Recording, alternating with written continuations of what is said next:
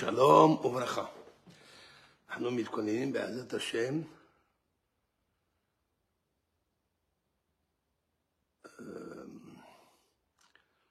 אני לא יודע אם זה בעברית, בצרפתית. C'est en français, en hébreu que vous écoutez, que j'ai pensé faire un cours en hébreu. Alors, qu'est-ce qui se passe?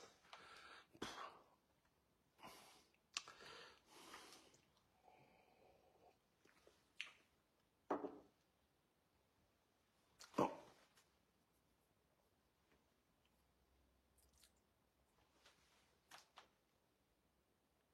Ouais, c'est un cours en français. Bon, je vais essayer de faire un cours en français. Je crois que c'est en français, hein. Répondez-moi si vous écoutez bien.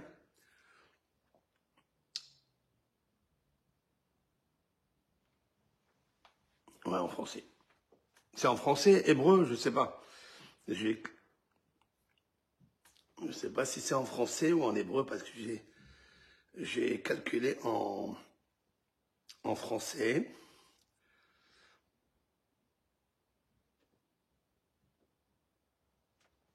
Ouais, c'est en français. Bon, puisque c'est ouvert, c'est ouvert. Hein. Le bal est ouvert, alors on est obligé de parler de ça. Ce matin, j'ai déjà fait un cours en français. מה שאתה רוצה. בסדר? אבל כולם רובם צרפתים. La plupart des chatteurs que je vois ici sont en français. Ce matin, je parlais du hétrog, du cédra. Et ce fruit est très, très important. Il est même merveilleux. Voilà, je le tiens toujours dans mes mains. Hein. Je ne veux plus le lâcher. C'est le cœur dans la main, comme j'ai expliqué ce matin.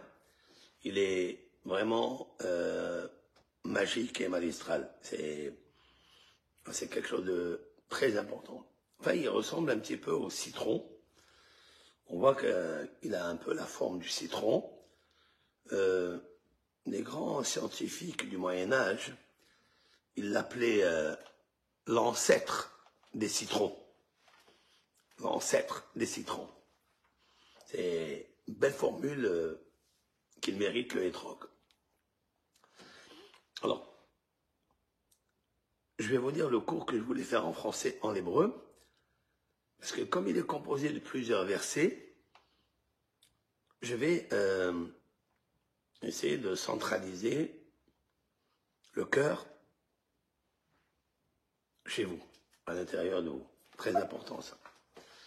Vous savez, j'ai expliqué ce matin que le hétrog, il est comme un migdal. C'est quoi un migdal? Migdal, cela veut dire une tour. En fait, il fait référence à la plus belle merveille de maison, qui est le temple que l'Éternel a demandé au peuple d'Israël, par l'intermédiaire de Moshe, Rabbeinu, de lui créer un endroit qu'il a choisi, donc dans le Beth Amikdash, dans le temple. Et le Migdal, c'est-à-dire ce temple, en fait, il s'appelle Migdal. Migdal. Il y a le mot Gadol, il y a le mot Gadol à l'intérieur. Il y a un grand sens dans le mot Migdal. Très grand, très grand, très grand.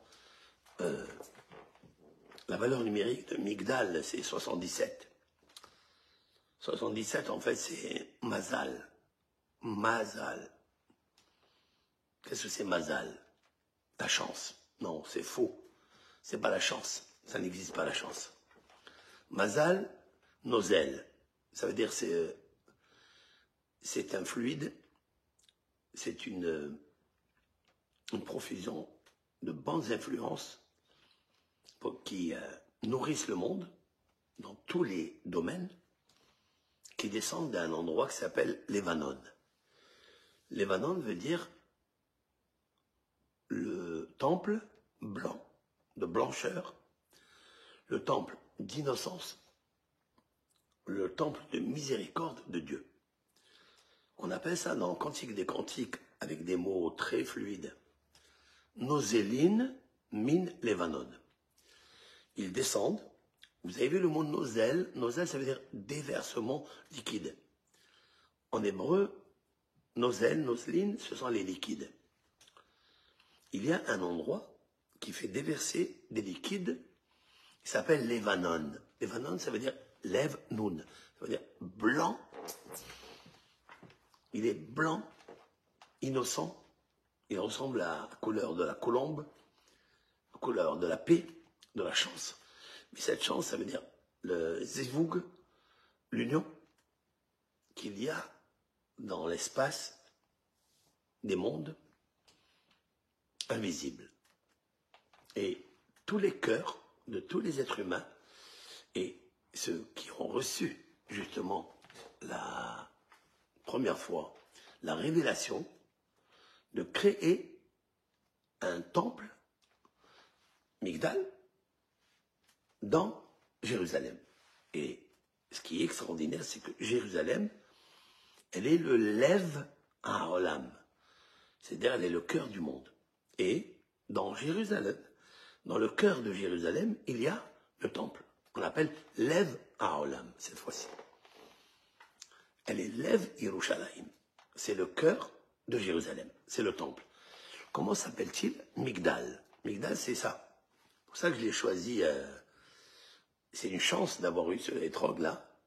D'habitude, ils sont comme ça, il y a qui sont comme ça, il y a qui ne tiennent pas sur la paume des mains. Et je voudrais parler justement de la propriété spirituelle, culturelle qu'il y a dans cette plante, dans ce fruit.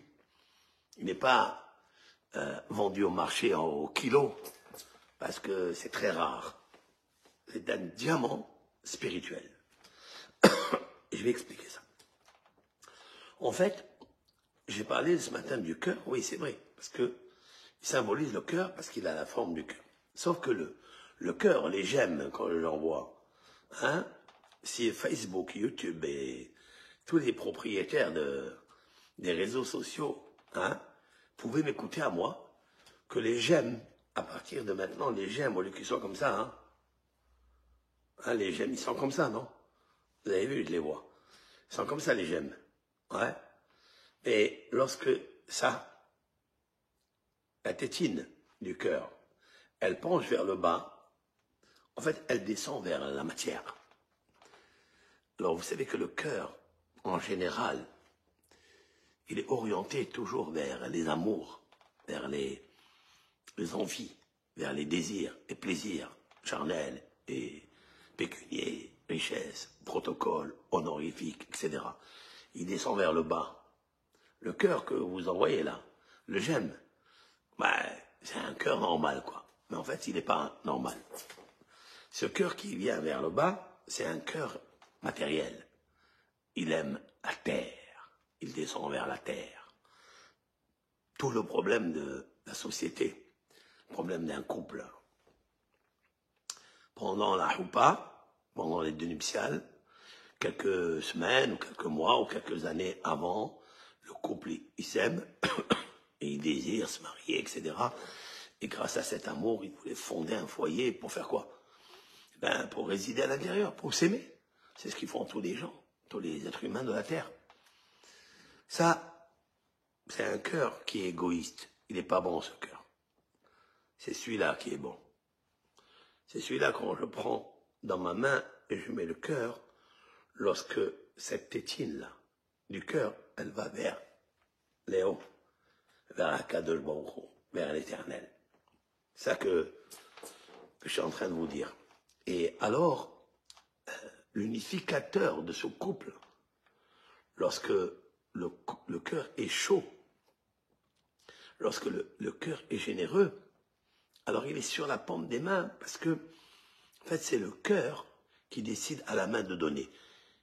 Que se passe-t-il dans un couple? Que se passe-t-il entre les mairies d'une ville? Que se passe-t-il entre les mairies des pays? Que se passe-t-il entre les rois ou les gouverneurs de chaque pays? Chacun regarde ça. Il est le cœur du monde. il oublie ça. Il oublie en haut. Il oublie ça. Ça, c'est du Yud. La lettre Yud. Vous avez vu la lettre Yud? La lettre du cœur, c'est la lettre Yud. Je vous l'ai toujours dit que le cœur entier, c'est un Yud, comme ça. C'est une forme, petite forme, Yud. Après, il y a donc le cœur, il y a les 5 lobes des poumons.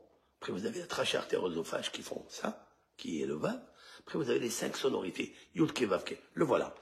Maintenant, il est symbolisé par ça, par le hétrog. Vous avez vu ça? C'est le Yud. C'est la lettre la plus petite de l'alphabet. Yud, c'est Dieu. Vous savez comment on appelle Yud? Comment on écrit un Yud? Yud, Vav, Dalet. Yud, Vav, Dalet. J'ai prononcé 3 lettres. Yod. Yod. Yod, Vav, Dalet. Rétroactivement, ça fait Dalet, Vav, Yud. Dieu. En français, Dieu. Dio. En espagnol, Dios. En fait, c'est le Yud. Le Yud, c'est une forme qui est petite, mais qui est à l'infini. Parce que Dieu, on ne le voit pas, mais il est à l'infini. Mais il est petit. Là où il y a l'infini de Dieu, il y a son immunité, il y a sa modestie. Toujours, disent nos sages. Maintenant, ce hétrog-là, il faut qu'il converge, Migdal. C'est-à-dire que tout le temple, voilà le temple, c'est le cœur de Jérusalem. Dieu, il a dit, ouvrez-moi votre cœur afin que je dépose ma divinité. Je dépose ma spiritualité. Je dépose mon amour. Je dépose le bonheur que vous attendez, vous, les créatures. En fait, c'est à partir de la fête de Sukkot qu'on va pratiquer un vendredi soir, samedi, donc dimanche, pendant 2 jours, pour les premiers jours, ça sera l'unification vers l'éternel. Yud. C'est-à-dire de me construire mon temple lorsque ma tête, vous avez vu ma tête? En fait, ma tête, c'est comme le Yud, c'est comme ça. Voilà, ça c'est la tête. Et ça c'est le cœur. Le corps, tout le thorax, avec le cœur qui est à gauche. Et donc, ma sensibilité, toute mon envie, ma respiration, aspiration, doit aller vers le cœur du ciel, vers le cœur de Jérusalem, qui est le temple. Quand je vous ai dit ce matin que, en fait, le hétrog, il est posé sur la main, parce que le cœur doit être posé sur la main, et la main sur le cœur, je voulais dire comme ça, c'est que il est marqué dans les cantiques des cantiques du roi Salomon, que Migdal David Tzavarech. Qu'est-ce que c'est? Comme un Migdal, c'est une tour, un temple, David, de David, le roi David, Tzavarech, Tzavarech, ça veut dire ton cou. Le cou du Beth Amikdash, il est comme un Migdal. C'est ça en fait. Vous avez vu? C'est très, très, très philosophique, très profond. David, en fait, il ne parlait pas de David Amelech, mais il parlait de David, c'est Dodi. Dodi, ça veut dire mon bien-aimé. Mon bien-aimé, il est constitué comme une tour, comme un temple, de cette façon. Il est en fait un cœur. C'est un cœur très puissant, et c'est ce cœur-là que l'Éternel y cherche chez nous. Maintenant, voici le verset que je vais apporter, que je vais débattre, décortiquer, si je peux. Excusez-moi la voix qui est prise à cause des prières et des tsarakot à Hachem, le jour de Kippour. Ce sont toutes les prières, toutes les supplications que l'on a fait pendant la journée du jeûne. Et sont que ça, les cordes vocales sont un petit peu touchées, c'est bien encore. J'ai besoin de miséricorde. Maintenant, il est un verset dans les prophéties de Jérémie. Alors, après que le temple premier, je parle du temple, hein, c'est le Migdal. Après que le temple premier, malheureusement, a été détruit à cause de 3 péchés capitaux, Jérémie a écrit une lettre une poésie, une lamentation, on va l'appeler, de Jérémie, Echayash Babadad. Et là-bas, Jérémie dit quelque chose de fabuleux et il mérite d'être bien dévoilé et développé, ça. Et maintenant, Jérémie, il remarque que, par du prophète, hein, il remarque que les prières ne montent pas vers le ciel. On dirait que Dieu, il a mis un veto, et il a fermé les firmaments célestes. Il a demandé aux anges, si l'on peut dire ainsi, aucune prière qui vient de Jérusalem, à plus forte raison du temple, puisqu'il était détruit, eh bien, elle ne monte vers le ciel. Fermez toutes les portes. Et il a remarqué ça. Il a remarqué que nos prières n'étaient pas efficaces, n'étaient pas véridiques. Alors, après, il a donné une astuce et il a dit une phrase qui m'a toujours fasciné, qui m'a toujours fait réfléchir. Et aujourd'hui, j'ai compris, en fait, le sens. Aujourd'hui, quand j'étais dans cette librairie en train de choisir ce migdal, ce cœur, en fait, ce temple, on va dire, parce que, en fait, le temple physique, il vaut quelque chose, mais il ne vaut rien devant le temple du cœur. Dieu, il a dit d'ailleurs, faites-moi un temple, un sanctuaire, afin que je réside en vous. Faute d'orthographe, non? Il y a une faute d'orthographe. Dieu, il dit à Moshe, vers Soulim Migdash, faites-moi un temple, un sanctuaire, Beshachanti Betocham. C'est quoi Betocham? C'est quoi Betocham? Faites-moi un temple, c'est au singulier. Je résiderai en lui, dans le temple. Et non. Faites-moi un temple, je résiderai en vous. En fait, le cœur, en vous, c'est le cœur. C'est ça que Dieu veut.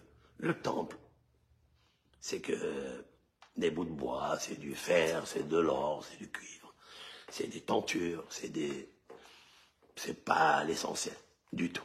Du tout. L'essentiel, c'est le cœur. C'est ça. C'est ça qui vient après Kippour. Ça. Et c'est ça qu'on va expliquer. Et là-bas, Jérémie dit, vous m'avez détruit le temple. C'est pas ça que je cherche. Vous n'avez pas compris. Quand j'ai détruit le temple, c'était juste un reflet. Le temple n'est que le miroir de ce que vous êtes dans le cœur.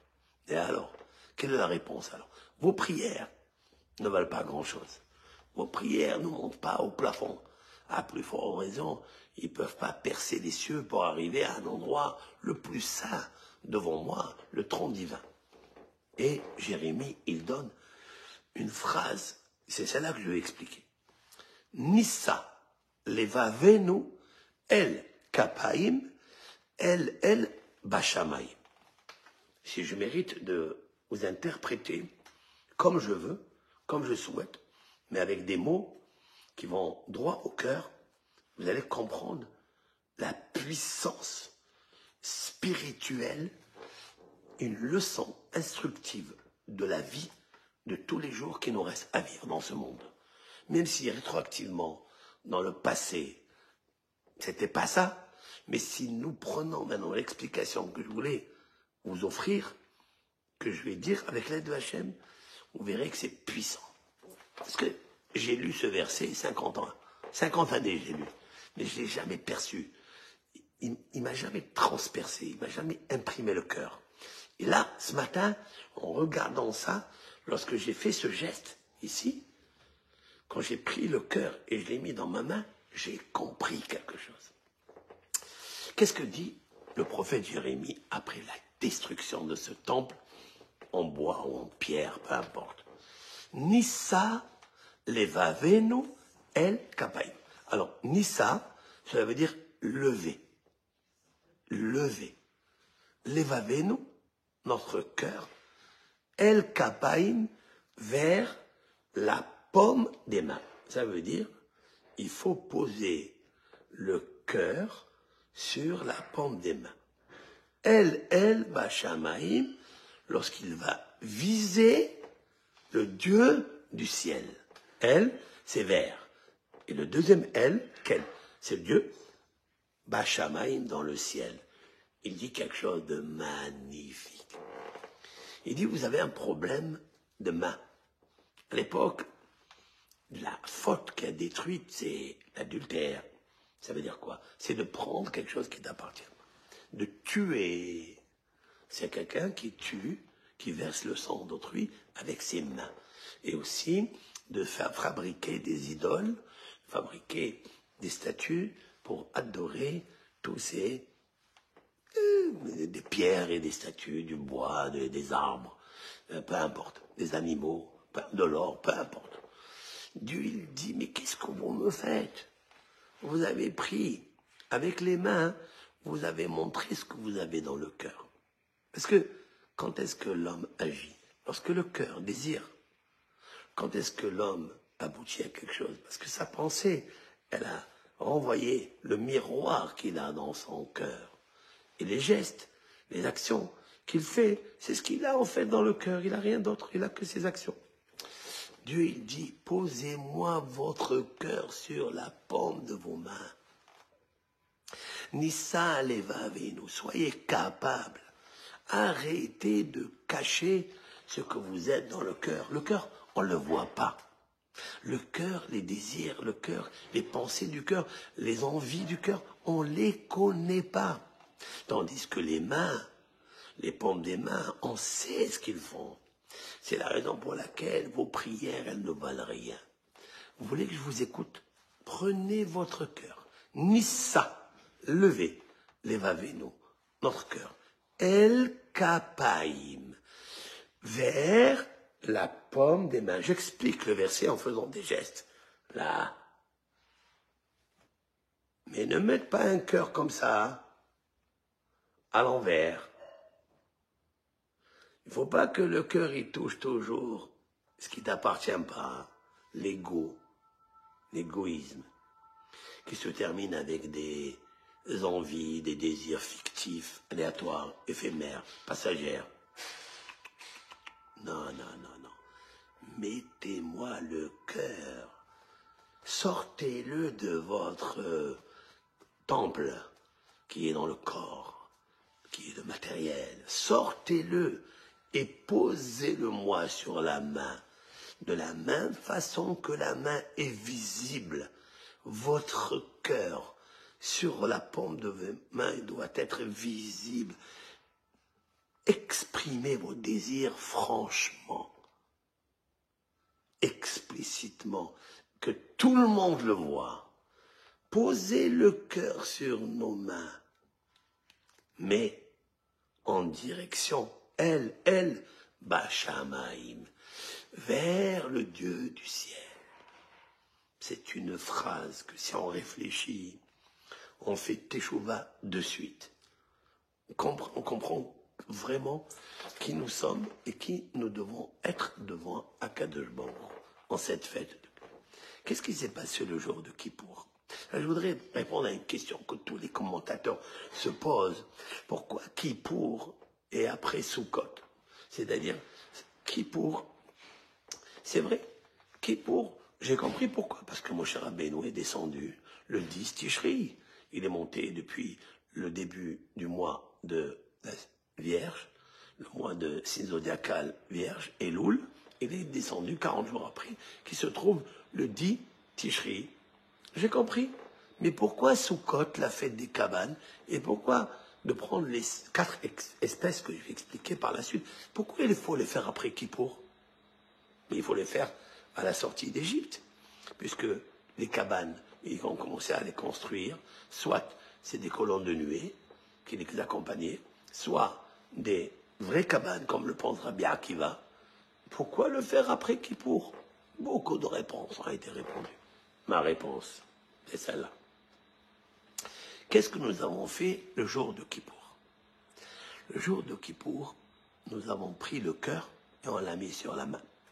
Voilà ce que ça veut dire. On a pris notre cœur, on a dit à Kadouro, franchement, notre cœur ne va pas avec nos actions. Il pense une chose, il rêve de quelque chose d'autre, il fait quelque chose d'autre. Il dit Shema Israël, Hashem Elokeinu, et il fait le contraire. Il dit, il faut aimer son prochain, et il ne lui parle pas. Tout ce que tu détestes, Dieu, on l'aime. Tout ce que tu n'aimes pas, on le déteste. Tout ce que tu aimes, on le déteste. C'est pas franc tout ça. À Kippour, on est venu, on lui a dit, on est tout blanc, on est habillé en blanc, et on a le cœur blanc, et sur la main. Il est là, il est là. Voilà. On te demande pardon. Et d'une façon claire. Hatanu. Tout le monde. J'ai honte, toute l'année, de dire devant l'autre, j'ai fauté. J'ai honte. Parce que ton cœur, il est caché. Il est mystérieux, personne ne sait qui tu es. Ok? Mais le jour de Kippour, devant tout le monde, devant 500 personnes, tu dis, j'ai fauté à Kadel Bokrou, tu es le maître. Cela veut dire qu'on a pris le cœur qui est caché, tous nos désirs, et on a avoué devant toi, on s'excuse. Alors Dieu, il dit, ah là là, que c'est beau cette situation, qu'est-ce qu'elle est magnifique, qu'est-ce qu'elle est vraie, qu'est-ce qu'elle est sincère. Alors tu sais ce que tu vas faire, continue avec. Ça veut dire, prends maintenant ça et pose-le sur la main. Tu vas l'attraper avec la main gauche, tu vas attraper le loulav, ce sont les palmiers, qui sont la colonne vertébrale, qui veut dire le corps entier, ça veut dire ta structure, j'expliquerai ça dans un autre cours. Et tu prends ça, qui est en face du cœur, avec la main gauche, tu le prends avec le loulav, c'est le palmier, même le loulav, l'olève, loulav, c'est le cœur du palmier s'appelle loulav, l'olève, il a un cœur. Voilà, les deux, ils ont un cœur, il faut qu'ils tiennent maintenant sur la paume des mains. Ça veut dire que le cœur, c'est lui qui doit régir, c'est lui qui doit gérer les mains. Ne fais pas quelque chose qui contredise le cœur, jamais. En même temps que tes mains, ils agissent d'une façon spécifique, apparente, notoire devant tout le monde, ben ton cœur, il doit être là-bas aussi. Pose-le ici. Là, tu veux dire quelque chose, viens me le dire en face. C'est pour ça que c'est très beau d'être franc, toujours d'être franc, d'être honnête, d'être vrai avec soi-même. Quand on est vrai avec soi-même, il donne une bracha extraordinaire. Donc, je répète le verset que Jérémie a dit. Nissa levavenu el kapaim. Nissa, nous allons lever levavenu, notre cœur, el kapaim. J'explique, el kapaim. Kaf, c'est la paume des mains. Nous allons lever notre cœur, nous allons le poser devant toi, que bon, regarde-le. Voilà, Hachem. Regarde mon cœur. Ah, il tient debout. Vous savez, cette image-là, elle est magnifique. Elle est sublimissime. Cette image que je fais là, je ne sais pas comment elle m'est venue comme ça dans la tête, comme ça de prendre le cœur et le mettre sur la main, la paume des mains, et ça m'a donné immédiatement la réplique d'y aller chercher dans la Torah, dans la Bible, où il y a cette image. Eh bien, j'ai dit, voilà, la métaphore, elle est belle. C'est le prophète Jérémie. Nissa, levons, levavenu, notre cœur. El kapaim. Là-bas, il parle d'autre chose, il ne parle pas de ça. Mais là, c'est magnifique. Levons tous notre cœur et posons-le sur la paume de nos mains. Il y a toute la vie qui est là. Elle est là. Vous savez quoi ça me rappelle, ça? Ça me rappelle un jour, lorsqu'il y a eu le mondial football, hein, je crois que c'était France-Italie. Ouais. C'était la France-Italie, je crois que la France a perdu. Au penalty, si je me rappelle bien. Et moi, vous savez très bien, de temps en temps, je voulais aller voir un peu de match. Et il est arrivé là, comment on appelle ça, c'est cette Coupe du Monde. Et je me suis dit quoi? Moi, avec ma barbe, je fais des cours de Torah, j'étudie la Gemara, je vais aller perdre le temps et regarder le mondial. Et je vais laisser le mondial, je vais laisser Hachem et Barach. J'ai réuni une dizaine de personnes qui voulaient me suivre, gentiment, hein, je n'ai pas agressé personne. J'ai dit celui qui veut. Et on s'est réunis pendant qu'eux, ils criaient, waouh, waouh, waouh, waouh. Ça criait de partout, autour des immeubles. Moi, je faisais le cours. Sur quoi j'ai fait le cours? J'ai fait le cours sur une traité talmudique, Avodah Zara, ça veut dire idolâtrie, et sur la Mishnah, la Torah orale, il y a 2200 ans, hein, Je dis 2200 ans, même un peu plus, parce que elle va faire référence avec Alexandre Ier, Alexandre Mogdon, dont son maître était Aristote, et qui a vécu au temps de Shimon HaTzadik. C'était on appelle ça, le grand prêtre du deuxième temple, Shimon HaTzadik. Et le Talmud là-bas, il dit en quoi consiste l'idolâtrie. Qu'est-ce qu'elle dit le Talmud? Il explique comme ça, c'est marqué. Un ballon dans ses mains. Il tient un ballon dans ses mains. Rashi explique, ballon, cadeau c'est ballon. Rashi explique, pelota. C'est quoi pelota? Pelota, c'est una pelota. En fait, il parle de la pelote. Ce sont les fils de pelote. Hein. Vous connaissez les pelotes avec lesquelles on fait des canevas ou on fait des coutures, etc. Il appelle ça pelota en espagnol. En français, c'est la pelote. C'est une pelote, ok. Mais ça ressemble. C'est pas que ça ressemble, c'est un mot, un langage emprunté de la pelota. D'accord? Pelota, c'est le football. Le ballon s'appelle pelota. C'est incroyable. Et cette Mishnah, elle nous dit que la Avodah Zara, elle tient par sa main, comme ça, un ballon, pour dire que c'est l'idolâtrie, c'est la force du mal, qui tient le monde qui est rond comme un ballon dans ses mains. Ça veut dire qu'il n'y a pas un seul Dieu. Il n'y a pas un unique Dieu. Il y a des pouvoirs mélangés, des déesses, des doctrines. Il y a un mélange total. D'accord? Il y a un dualisme dans le monde. Et qui est-ce qui tient ce monde? C'est pas Dieu. C'est l'idolâtrie. C'est la force du mal. Ça veut dire le hasard. Et ça m'a impressionné, ça. Ça m'a donné l'impression. Et bon, grâce à Dieu, on a étudié la Torah pendant 1h30, puisque c'est 3/4 d'heure. 3/4 d'heure, c'est 45 minutes, 45 c'est ma. Ma, ça veut dire quoi? Qui? Ma Hashem Shoel Meimach. Il y a un verset que Moshe Rabbeinu nous a écrit plusieurs fois. Ma Adonai Shoel Meimach. Qu'est-ce que l'Éternel demande de toi? En fait, quand tu regardes ce monde hier, avant-hier. Et finalement, vous voyez que là, le ballon d'or, hein? Comment il est? C'est une main qui tient le ballon. C'est incroyable.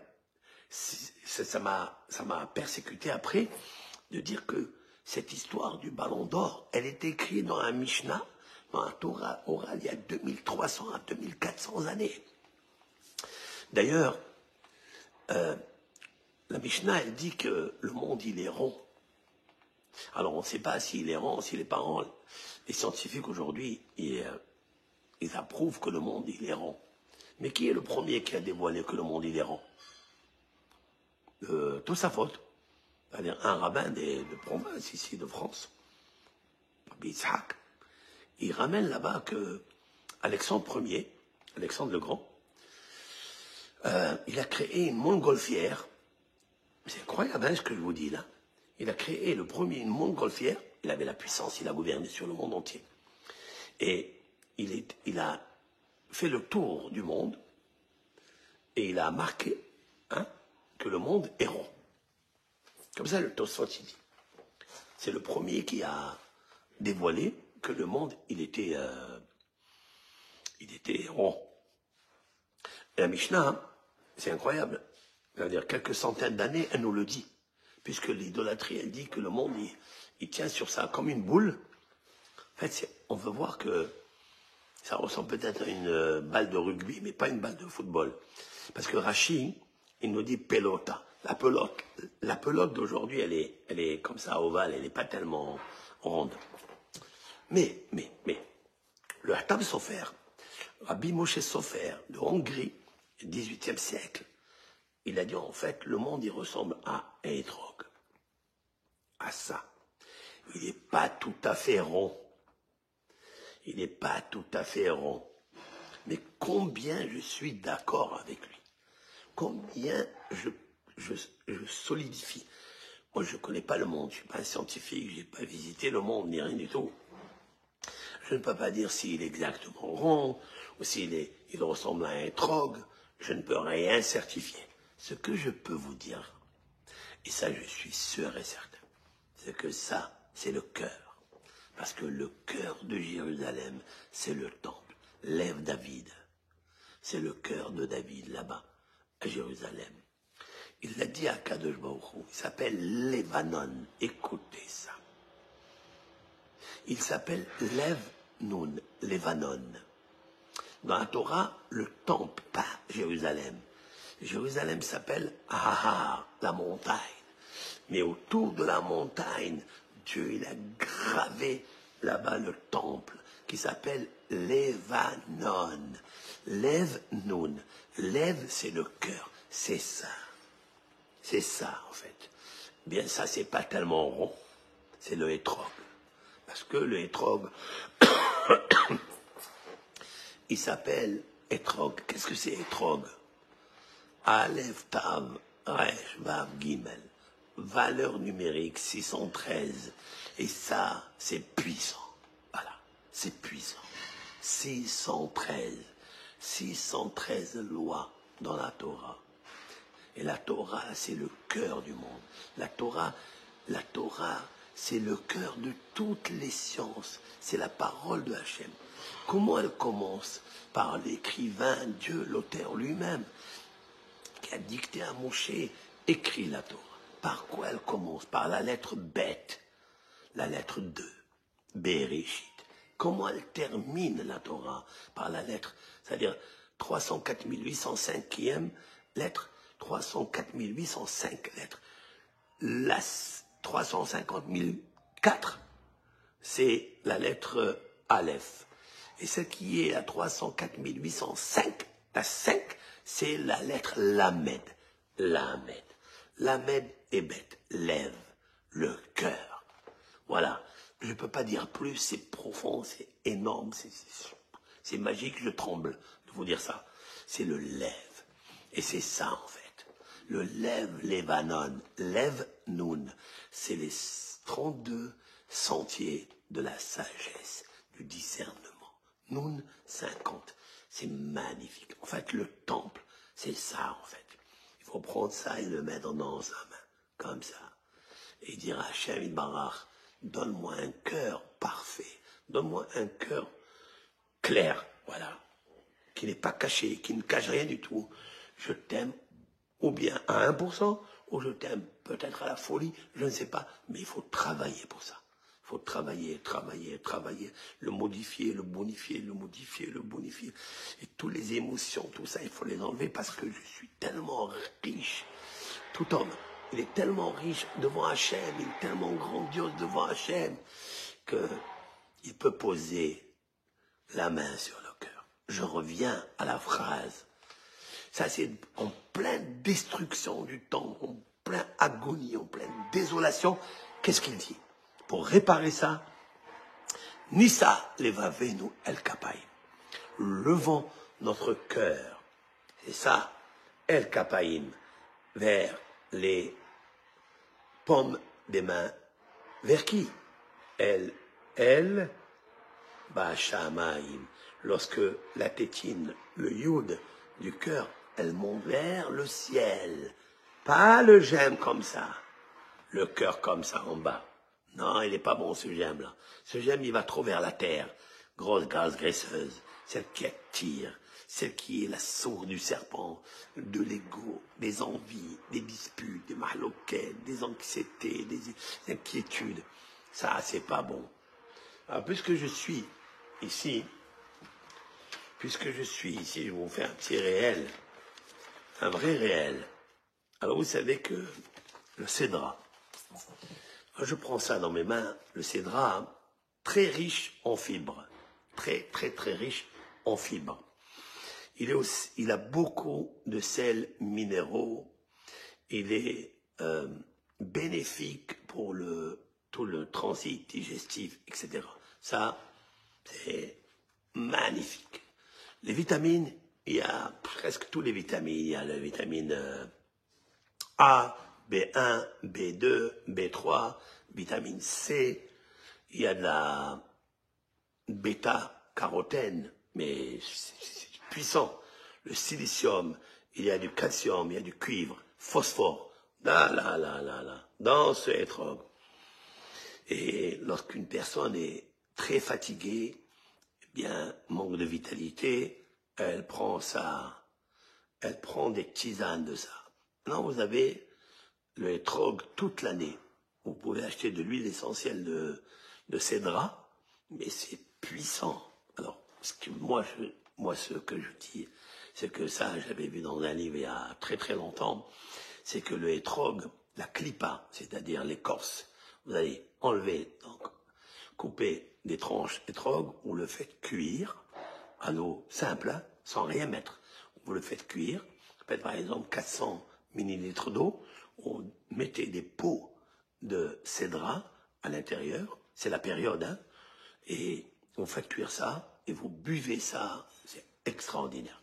Aussi, vous pouvez pour vivifier et tonifier les cheveux, si quelqu'un il a des chutes de cheveux, bien, il prend ça et fait cuire bien comme il faut, il prend toute la potion qui est là, et vous lavez la tête avec, et ça donne des vitamines vivifiantes et stimulantes tous les parties, les molécules qui se trouvent dans la terre, dans les pores. Donc, le cuir chevelu, c'est quelque chose de magnifique, ça, le trog.